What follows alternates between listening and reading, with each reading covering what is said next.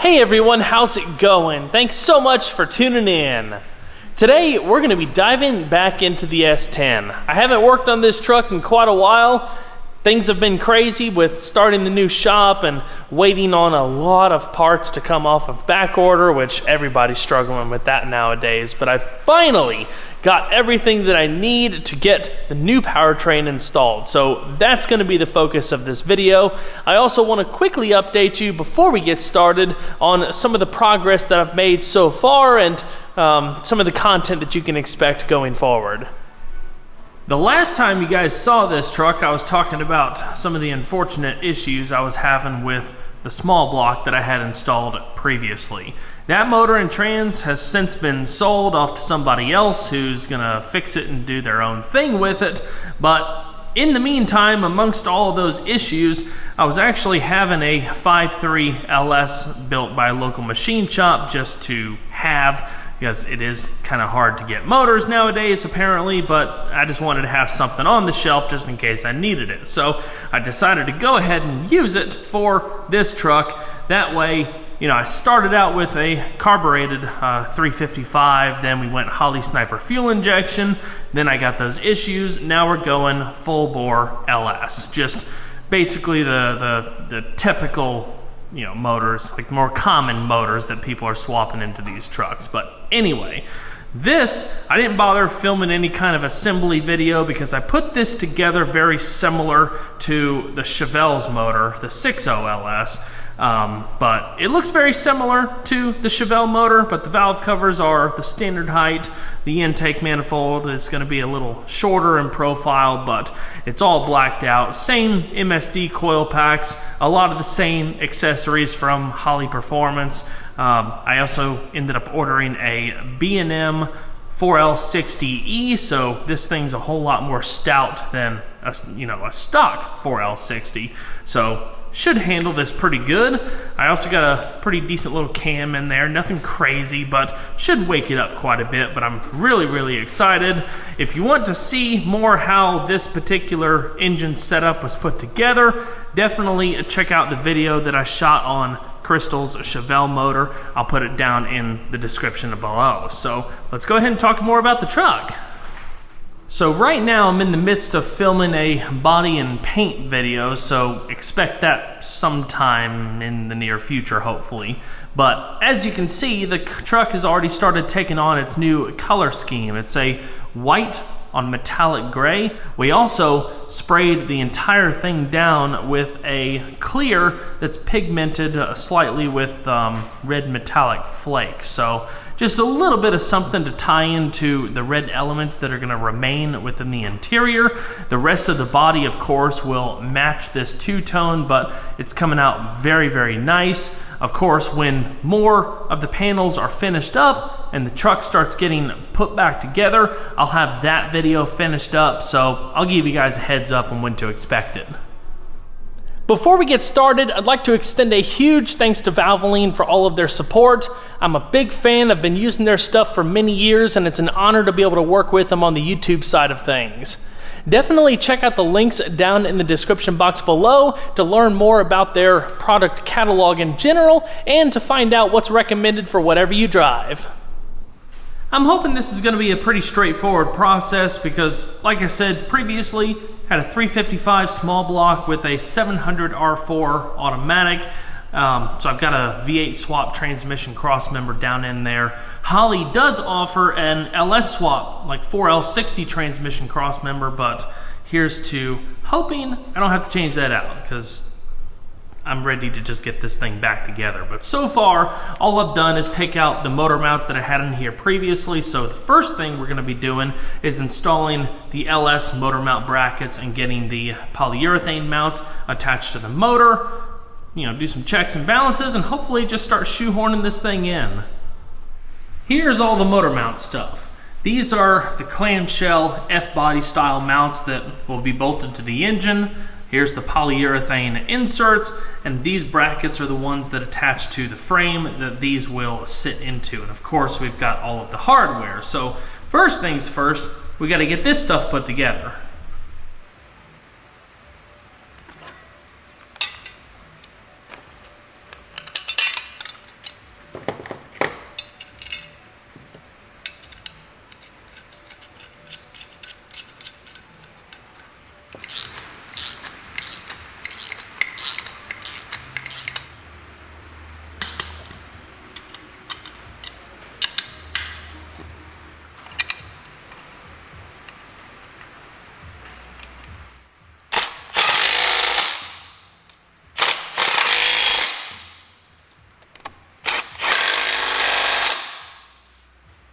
Now for the motor mount plates. To make this easier on myself a while back, I cut a couple of small relief holes in the cross member. There's one there, and there's one on the back side there.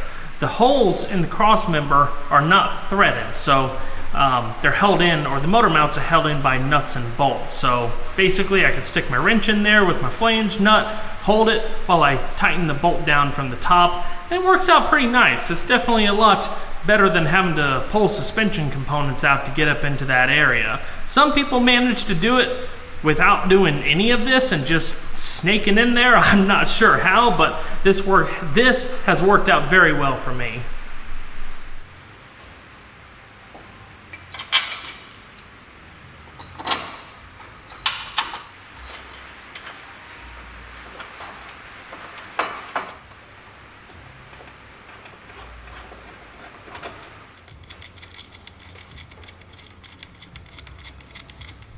All right, everyone, the time has come to install the engine and transmission. Everything is ready to go. I've got all of the mounts in place, the brackets are in place, but left a little loose in case we need to do some adjustments. This is gonna be fun.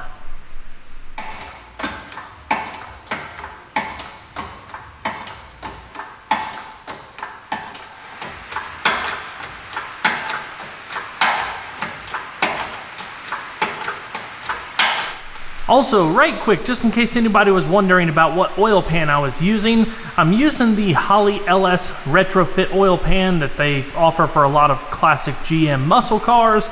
It's also the same one that they recommend for the S10. Should give a lot more clearance around the cross member, but we will check for sure in just a second.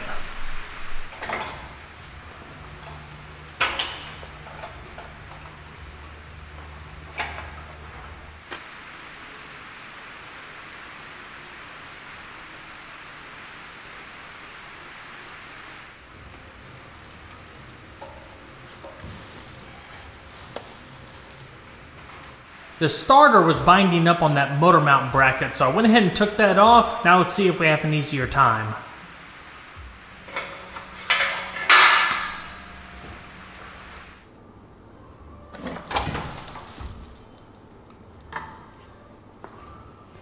Okay, after fighting with this thing for a bit, I finally figured it out. It's all in place.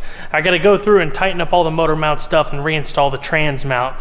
The trans mount was another part that was giving me a hard time of, just the angle I was putting it in. If I tried to jack up the tail shaft enough for the mount to clear the cross member, I was getting too much rubbing of the trans on the trans tunnel. So I did make some of it a little bit easier with that clearance in, but it was still rubbing so much I just couldn't get it in. So popped that off, slid right in place. I ended up taking the motor mount plates off the frame as well, just because I was trying to figure out different ways of doing things. But you're not supposed to have to do that, but everybody's situation is different, and you just got to figure out what works best for yourself. So I'm going to take a break for a second, get this stuff bolted down, and we'll go from there.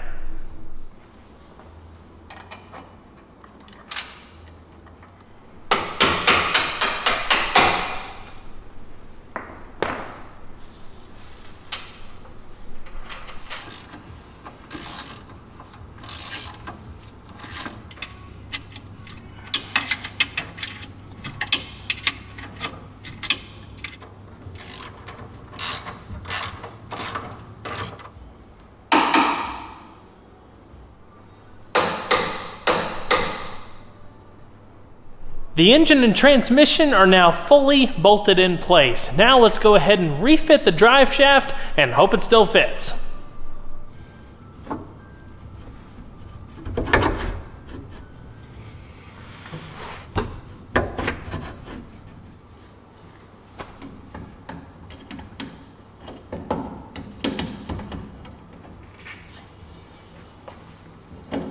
From what I can tell, it looks like the tail shaft of the 4L60 sits a little further back than the 700R4. This is the transmission crossmember that I already had in the truck with my previous swap, and I was able to reuse it. But after just repositioning it a little bit, if you don't have a transmission crossmember, Holley sells one specifically for LS swapping an S10. But because of that further back positioning, it did kind of alter my drive shaft positioning a little bit, but I think it is going to work. I think there's still enough play to account for like suspension articulation and whatnot, but we'll see how it goes a little bit later on. But I'm liking how things are looking so far.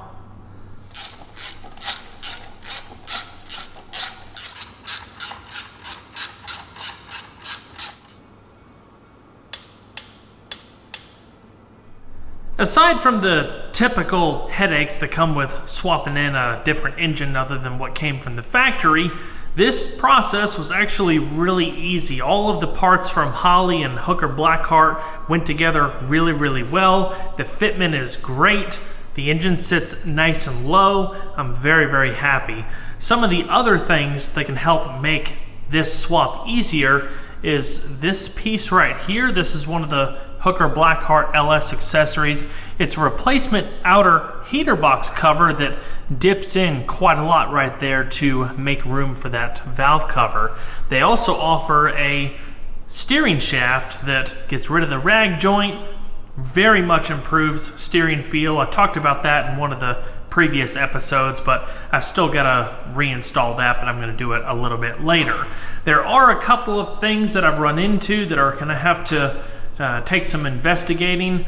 These are MSD like Pro something coils. I can't remember right off, but they're upgraded coils. They are pretty decent size. The one over here I can just get reinstalled, so I'm not too concerned about that. The one over here won't fit whatsoever because of this brake booster. Now this is the brake booster that originally came in the 4.3 S10's. So what I'm going to end up doing is getting a dual diaphragm 8-inch one that's going to give a lot more clearance here. It's going to poke out a little bit more here, but that's not too big of a deal, and we should still have really good braking performance for it. It's just going to free up a whole lot of space. The other kind of more pressing issue is the shift linkage. Now, I know with swapping all of this stuff and doing like the Blackheart exhaust and whatnot, a factory shift linkage isn't likely to work. You would have to go to a more universal cut to fit, whatever you want to call it, shift type linkage, which I already have. It was in the truck when I had the previous powertrain installed, but with the positioning of this engine, my shift lever smacks the valve cover only like ½ inch down, so I can't use it. So I'm not sure if I can finagle that or if I'm going to have to do a custom floor shifter or something. I'm not sure, but that's really the biggest headache. Everything else seems to have turned out really, really nice. The thing is, when doing a build like this and you run into a little bit of a roadblock, yes, it's very, very frustrating, but I like to treat it as an opportunity to get creative, to come up with another solution that might even be better than what was there before. It's wonderful that we have companies like Holley that have gone to such great lengths to engineer swap packages, basically. They've got pretty much everything that you need to get the job done, from the motor and trans mounts to cooling packages, terminator ECU, full exhaust systems, you name it, they pretty much have it. But I don't care what vehicle it is, you're always going to run into little stupid little things like this that you just got to figure out. That's the nature of the beast, and that's part of the fun of it. To some people, I get more stressed out about it than I probably should. But again, it is an opportunity to get creative, so I'm looking forward to figuring out what I'm going to do to make that work. Now that the engine is in place, I'm going to go ahead and load it up with oil so it's ready for priming. As you longtime viewers know, I'm a big fan of Valvoline. I've been using their products for years on my personal vehicles, whether it be oil, transmission fluid, or their Xerox vehicle-specific antifreeze. Being that this engine recently received a fresh rebuild, I'll be running Valvoline's advanced full synthetic motor oil, 5W30 to be specific. It offers superior protection in day-to-day use thanks to 40% more anti-wear additives than what's required by industry standards. Being a full synthetic formula, it offers up to 10 times better protection against heat compared to a conventional oil. Extra detergents help fight sludge and varnish and provide 25% better deposit protection than industry standards. What also makes this oil great is the outstanding high temperature protection you get when under severe driving conditions, not to mention superior cold temperature protection through faster oil flow at startup. For vehicles over 75,000 miles, there's a specific full synthetic high mileage motor oil as well that offers even more to maximize the life of your engine. Check out Valvoline's product finder tool in the description box below to learn more about recommended products for whatever you drive. Alright everyone, that's going to wrap it up for this video. I went ahead and threw on my Holley Sniper intake manifold or fabricated intake manifold on just so I can see how everything looks in the base so far, and I'm quite pumped. It's going to be a pretty awesome and very, very different setup from how the truck was set up previously, so it's going to be exciting finally seeing it all come together. There's still a few big ticket items that I'm waiting to come off of back order, so that's kind of preventing me from finishing the truck mechanically at this time, but fingers crossed all of that comes back sooner than later so we can get this thing on the road, with the exception of the interior and bodywork stuff that still needs to be finished up. But of course, if you haven't subscribed already, consider doing so because there's a whole lot more content still to come. If you enjoyed the video, don't forget to leave a like below because it really helps the videos a lot. Yeah, I guess that's pretty much it. I'll see you guys on the next one. Take care.